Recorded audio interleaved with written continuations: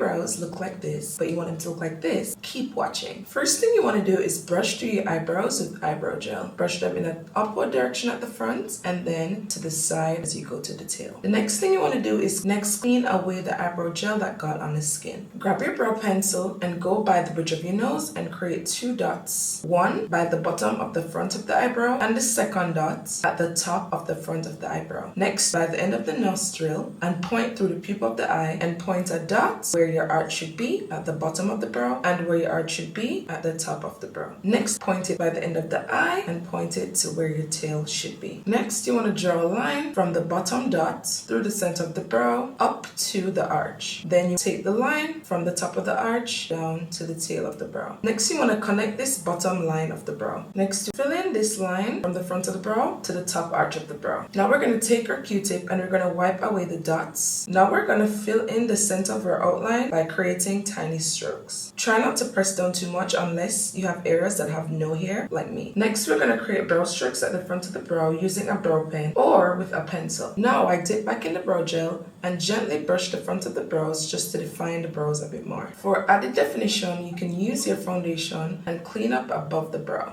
Also, define below the arch like this using concealer or the same foundation. Blend out the foundation using a fluffy eyeshadow blending brush. Try this and let me know what you think.